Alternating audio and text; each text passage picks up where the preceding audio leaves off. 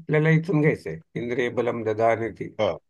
इंद्रे बलं ददानीति स्तरान् घोषबलात्मकान् ब्रूयात् अग्रस्ता मूष्मणः स्पर्शानपि.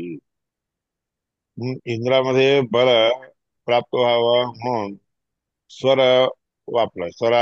घोषबलात्मकान्, घोष हे बल देण्यासाठी असतं. स्वर सगळे बल देणं म्हणजे इंद्रामध्ये बल देण्यासाठी स्वर असतात. हा, मुख्य बल कशाचं असतंय? घोषाचा आवाज वगैरे बाहेर यावा, शब्द उच्चारण जास्त मोठ्याने यावा. पुरुयात अग्रस्ता निरस्ता भूषमण किंवा हे अग्रभागामध्ये किंवा हे अग्रस्था निरस्थाने निरस्थान म्हणजे अग्रभागामध्ये असणारे काही अक्षर असतात. काही स्पर्शामध्ये जे आहेत की नाही ते उष्म असतात. उह, बघा आता उष्णता त्याच्यामध्ये येते. श श स ह म्हणताना काय होतं माहिती आहे ना? ते सगळे स्पर्श असतात की नाही. क ख ग घ ङ मध्ये काय आहे? सगळं आतमध्ये स्पर्श होतो. आणि श श स ह म्हणताना त्याच्यामध्ये स्पर्श होत नाही. असं नुसतं वारा फेकला जातो बाहेर. हम्म? ऊष्मणः स्पर्शान अपि समस्तान बलदानार्थम. सगळ्या अक्षरांच्या मध्ये बल देण्यासाठी इंद्रिय प्रजापती हे त्यामध्ये प्रजापती ब्रह्मदेवाचा आवेश असतो. विष्णो स्वात्मानमेवाह आह आहम अपर विष्णो स्वात्मानमेवाहम अर्पये मृत्यूवर्जितम. विष्णू परमात्मा सगळं काही परमात्मा, सर्वस्व परमात्माला समर्पण करावं. मृत्यूवर्जित असणाऱ्या लोकांनी तरी सर्वस्व परमात्माला समर्पण करावं. ज्या मृत्यूवर्जित लोक म्हणजे देवता. मोक्षयोग्यान करिष्यामी तेवं स प्राण एव तू. असे ते मृत्यू मृत्यू वर्जित असणारे देवता लोक असतात की नाही, त्या लोकांना मोक्षयोग्य मोक्षाला जाण्यासाठी योग्य करतो असं प्राण म्हणतो. प्राण म्हणजे वायू देव. कुर्याद अन्यसो मस्त असतो. दुसरे बाकीचे सगळे परमात्म्याच्या मध्ये, त्या देवतांच्या मध्ये परमात्म्यामध्ये मन ठेवून घेऊन करतात. आणि तो प्राण देखील परमात्म्याच्या ठिकाणी म्हणजे भोग घेण्यासाठी किंवा त्याच्या आदेशामध्ये राहत असतो असं समजून घ्यावं. प्राणेदृश हा क्षम आणि हे सगळे काम करण्यासाठी प्राणदेव क्षमा आहे, समर्थ आहे. करोती ती स्मरेन नित्यम. प्राणदेवच वायुदेवच करतात असं स्मरण करावं नित्यम. नान्यथा प्राणदेव सोडून बाकी कोणीही करू शकत नाही. कोणत्याही रीतीने करू शकत नाही. देवावन देवावताही तमो यात संशयो असंशयतो यतः. देवांचा अपमान करणारा निश्चितपणे तमहा म्हणजे अनंत नरकाला जातो, ह्याच्यामध्ये शंकाच नाही. याती असंशयतः यथा अतः इंद्रम प्रजापाक्षम. म्हणून इंद्र जो आहे प्रजापती आहे. आणि विष्णू परमात्मा प्रजेंचे पालन करणारा इंद्र असला तर विष्णू परमात्मा मृत्यू देणारा तो आहे, किंवा मृत्यू न देणारा देखील तोच आहे. शरणंगतो हमितीचे अध्याय. म्हणून मी त्या विष्णू परमात्म्याला आणि इंद्राला दोघांना शरण जात आहे असं ध्यान करावं. सर्वत्र सर्वदा सगळीकडे सर्वदा केव्हाही कोणत्याही प्रकारे ध्यान काय करावं तर मी त्या परमात्म्याच्या शरणामध्ये जात आहे. इंद्र हे नाव काय आहे? ऐश्वर्या इंद्र नामा तू. ऐश्वर्य इथे ऐश्वर्यवरून धातू आहे. इथे धातू ऐश्वर्य द्योतक आहे, ऐश्वर्यवाचक आहे. म्हणून ऐश्वर्यात ऐश्वर्यवान असल्या कारणाने इंद्र. वायू स्वरपती सदा. वायू हा स्वरांचा पती आहे. उष्माधिपस्तु भगवान. उष्म म्हणजे श श स ह ह्यांचा अधिपती भगवान. तदेव प्रजापती. परमात्मा उष्माधिपती आहे. प्रजापती ही सगळ्या लोकांचा प्रजापती म्हणजे पालन करणारा, प्रजा पालन करणारा देखील विष्णू परमात्मा. मृत्यूनामात संहारात. मृत्यू नाव हे जे आहे संहार करत असतो म्हणून रुद्र आहे. तो स्पर्शाधिपती आहे. स्पर्शवर्ण असतात की क ख ग घ ङ पासून म पर्यंत. तर सगळ्या स्पर्शवर्णाला अधिपती रुद्र आहे. मानुषाणांत शरणम इतरेशांत वायुता. मनुष्य लोकांच्यासाठी म्हणून शरण जाण्याचं योग्य असणारा असं म्हणजे रुद्र आहे. आणि इतर लोकांच्यासाठी वायू आहे. वायुस्तु बलदानाद्यम बल देणं करणं इत्यादी सगळं वायूचं काम आहे. मोक्षदानादिकम हरे. मोक्ष देणं हे मात्र परमात्मा. तस्माद वायुपदे योग्य बहवास्तेंद्र नामका. वायुपदावर योग्य असणारे पुष्कळ लोक असतात. अनेक लोक जे आहे इंद्र नावाने वाच्य असतात. आता इंद्र येतात आणि स्मृती म्हणून जे काही द्यायचे ते सगळे इंद्राला द्यावं. प्रजापती तो आहे अशी स्मृती वाटते. प्राण असते इथे प्राणासाठी म्हणून फक्त बल इत्यादी देणारं म्हणजे प्राण आहे. ते सामवेद संहितेमध्ये सांगितलं.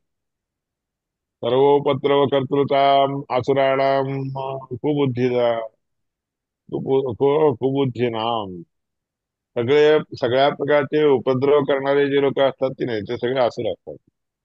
का बाबा तर त्यांना परमात्मा हे देव काय करतात सगळे लोक कुबुद्धी देतात, दुष्टबुद्धी देतात, वाईट बुद्धी. प्रत्येकामध्ये काय करतात ते नुसतं मनामध्ये बाळगून राहतात, उपद्रव करायला जातात. त्यानंतर इतर ह्याच्यामध्ये ते सगळं हळूहळू बाहेर पडतं. विष्णू परमात्मा काय करतो, त्याला त्यांच्यावर प्रतिपेक्षा करतो म्हणजे काय, तिटकारा करत असतो, अवहेलना करत असतो, दूर करत असतो. आणि रुद्रदेव काय करतात, त्या दुर्बुद्धीने युक्त असणाऱ्या लोकांना दक्षती, कामदेवाला कसं दहन करून टाकलं तसं दहन करतात इत्यादी. नान्यथा तर कसं ते सगळीकडे तसं समजावं. म्हणजे मुख्य प्राणाबद्दल वाया, विष्णू परमात्म्याबद्दल, रुद्राबद्दल, इंद्राबद्दल असं जाणून घ्यावं.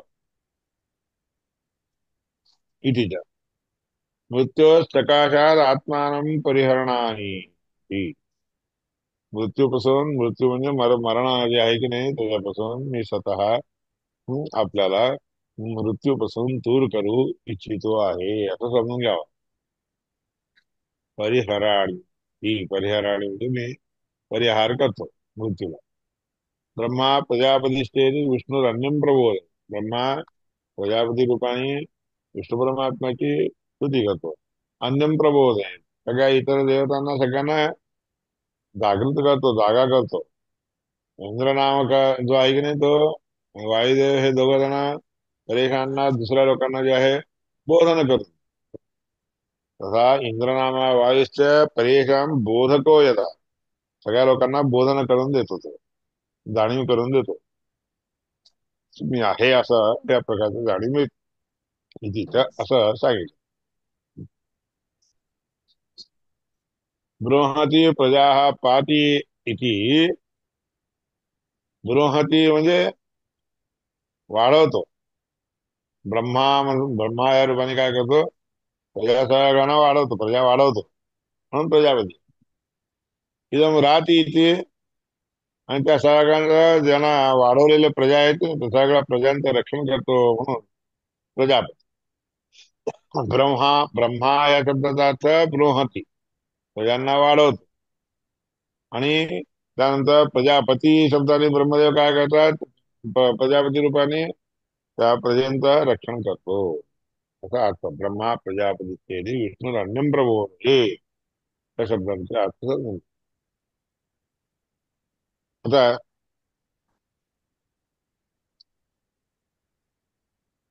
त्रयो धर्मस्कंधा. धर्माचे तीन स्कंध आहेत, तीन काव्य आहेत. यज्ञ, अध्ययन करणे, दान करणे, हे पहिला. यज्ञ करणे, अध्ययन करणे, दान करणे. यज्ञ अध्ययनम दानमिति प्रथमस्तपः, हे पहिलं तप, पहिल्या प्रकारची तपस्या. त्यानंतर द्वितीय ब्रह्मचारी, आचारी, कुलवासी, असे तीन. हम्म, ब्रह्मचारी राहावं, आचार्य होऊन राहावं, आणि सगळ्या कुलांना बरोबर एके ठिकाणी ठेवून राहणं, म्हणजे गुरुकुलामध्ये राहणं. हे दुसरा तपश्चर्या आहे. धर्माचे स्कंद आहेत ना तीन. पहिला स्कंद म्हणजे यज्ञ, अध्ययन, दान. दुसरं म्हणजे ब्रह्मचर्य, आचार्य आणि कुलवास्य. तृतीय काय आहे? तिसरा धर्म कोणता? अत्यंतम आत्मानम आचार्य कुले अवसादयन सर्वैः ते पुण्यलोका भवन्ति ब्रह्मसंस्थो अमृतत्वमेति. अत्यंत आत्मीयता म्हणून जे आहे आचार्यांच्या ठिकाणी ठेवा. आणि आचार्यांच्या ठिकाणी आत्मीयता ठेवून घेऊन आचार्य कुलामध्ये देखील तसंच वागा. आचार्य कुले साधयन. आचार्य कुलामध्ये तसंच राहावं आणि सगळं काही करावं. जे काही ते सांगतील त्याप्रमाणे करा. सर्व येते. असे हे तीन प्रकारचे व्रत नियम धर्माचे खांद्या जे आहेत सगळे आचरण करावे. त्यामुळे काय होतं? सर्व येते पुण्यलोका भवन्ति. सगळे पुण्यलोकाला जातात. ब्रह्मसंस्थो अमृतत्व येते आणि ब्रह्मा परमात्म्याच्या ज्ञानामध्ये आसक्त होऊन, संस्थ म्हणजे आसक्त होऊन अमृतत्वाला प्राप्त करून घेतो. मोक्षाला प्राप्त करून घेतो. इति. सर्व धर्म हे पुण्यलोको ब्रह्मज्ञानात. सगळ्या तीन प्रकारच्या ह्या धर्माचे जे पांथा आहेत की नाही, त्या तिन्ही प्रकारच्या धर्माच्या पांथांचं आचरण करून जो व्यक्ती वागतो की नाही, तो पुण्यलोकामध्ये जातो. आणि ब्रह्मज्ञानामुळे काय होतं मग? ब्रह्मचारी होऊन ब्रह्मज्ञान प्राप्त करतो. ब्रह्मज्ञान झाले की मग मुक्त होतो. म्हणून पुण्यलोक आधी तिन्ही प्रकारच्या धर्माचं आचरण करून प्राप्त करून घ्यावा. नंतर ब्रह्मज्ञान प्राप्त होतं, त्यामुळे मुक्त होतो. प्रजापती लोकानाम अभ्युतपत. प्रजापती हा काय करतो? लोकांमध्ये तपश्चर्या करण्यासाठी लावतो, म्हणजे प्रकाशवंत होऊन राहतो. आणि त्या ठिकाणी तेभ्यो अभितप्ते, ते सगळे प्रकाशवंत झाल्यानंतर त्यांना म्हणजे स्वरूप ज्ञान झाल्यावर किंवा स्वतःची प्रज्ञा प्राप्त झाल्यावर असा अर्थ. प्रकाशन म्हणजे काय? डोक्यामध्ये प्रज्ञा आहे. अभितप्तेभ्या, त्या डोक्यामध्ये प्रज्ञा प्राप्त करून दिल्यानंतर त्रयी विद्या संप्रास्त्रवत. यामध्ये काय करतो? त्याची त्रयी विद्या त्यांना उपदेश करून सांगतो. पोचते करतो. यावती म्हणजे ब्रह्मदेवाचं रूप, अवतार म्हणजे एक स्वरूप आहे. ताम अभ्यतपत. त्या ह्याच्यानी तपश्चर्या केली असताना त्या अभितप्त आहे ती तपश्चर्या पूर्ण रीतीने संपन्न झाली असताना एतान्यक्षराणि संप्रास्त्रवत. तीन प्रकारचे अक्षर साठी संप्रास्त्रवंत सोडून देतो. संप्रास्त्रवंत म्हणजे पूजन करून. पूजन करणे म्हणजे काय? प्रस्राव करून त्यांच्याकडे पाठवतो. ते कोणते अक्षर आहे? भू, भुवः, स्वहा, तीन अक्षर आहे. तान्य पद. ते भू, भुवः, स्वहा नावाचे जे आहेत त्याने पचर्या करतो. तेभ्यो वितप्तेभ्यः, ते पूर्ण रीतीने तप्त झाल्यानंतर ओंकार हा संप्रास्त्रवत.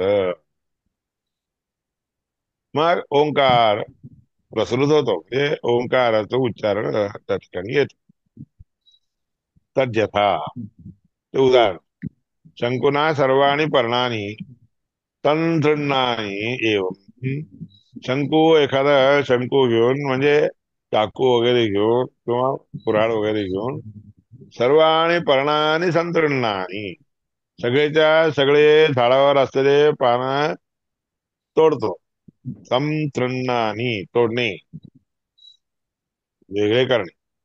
एवं येतेन, त्याचप्रमाणे ह्या सगळ्या शास्त्रामध्ये ओंकारेण, प्रत्येक पर्णरूपी असतात मंत्र जे इष्टे असतात की नाही, ते सगळेचे सगळे मंत्र ओंकारेण, ओम म्हणलं की नाही त्याच्याने संतृण होतात, ते कापले जातात.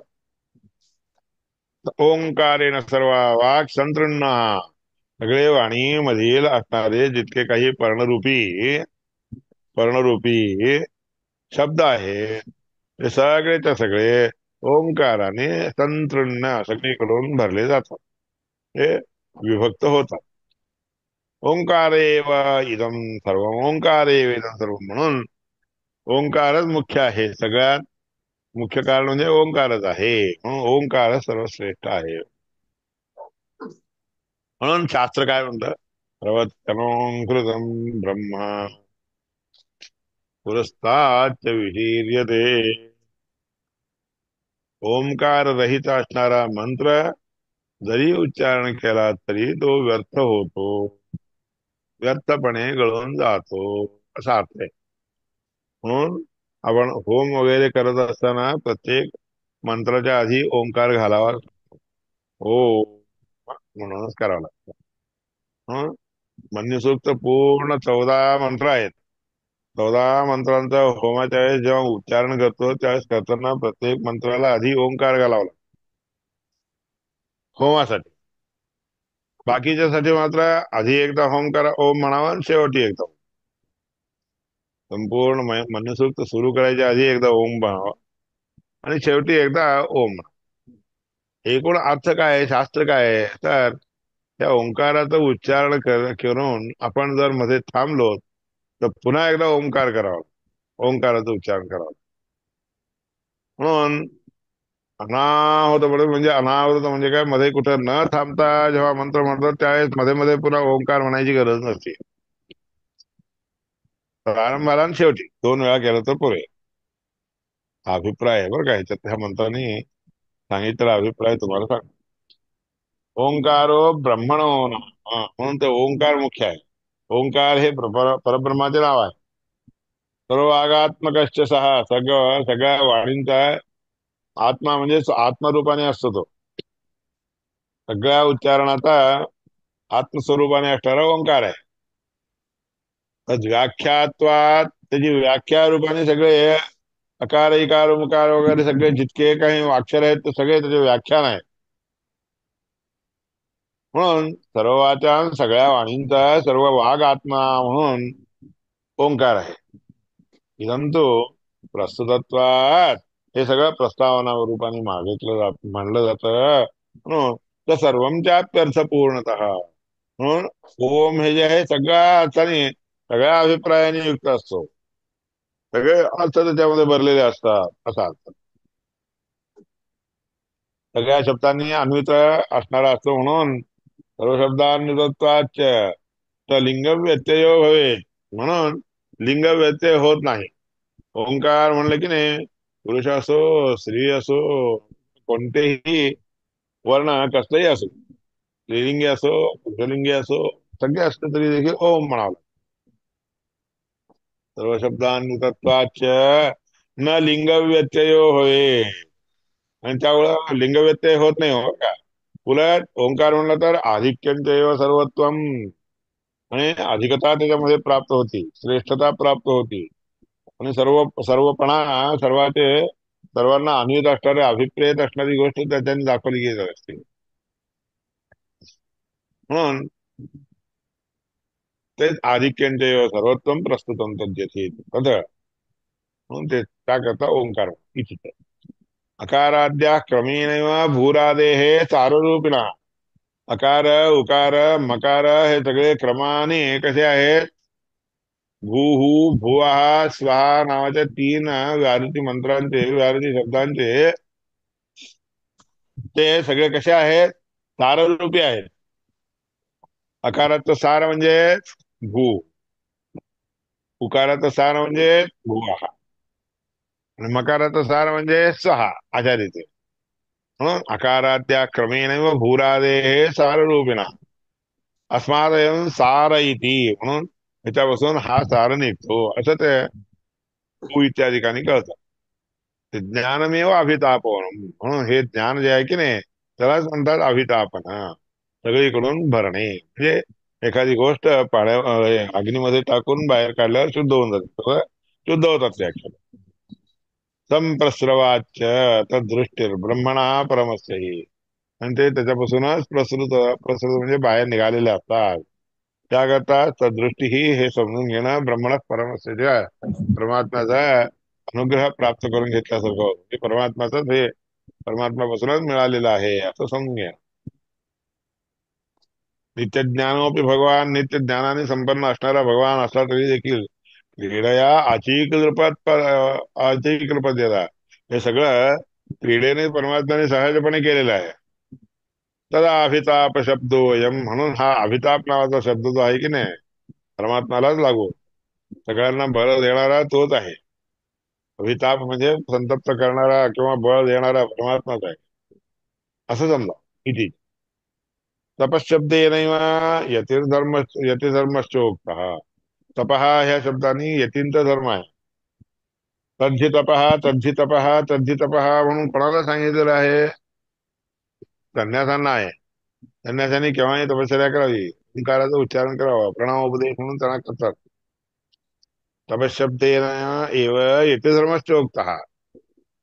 म्हणून सगळ्या आश्रमामध्ये श्रेष्ठ असणारा आश्रम कोणता आहे, तर हा संन्यास आश्रम आहे. म्हणून यती धर्म म्हणजे संन्यासांचा धर्म म्हणजे तपशब्द. ओम ओम म्हणून प्रणवोपदेश उच्चारण करतात त्याला. यतींना संन्यास द्यायचा झालं कोणालाही तर ओंकाराचं उच्चारण हे उपदेश करतात त्याला, प्रणवोपदेश म्हणतात. तेषां आश्रमस्थानाम अज्ञानाम पुण्यलोकता. आज सगळ्या आश्रमामध्ये असणारे लोक सगळे अज्ञ असतात, आणि अज्ञ लोकांना पुण्यलोकता प्राप्त व्हायचं झालं तर यत्याश्रम घ्यावाच लागतो.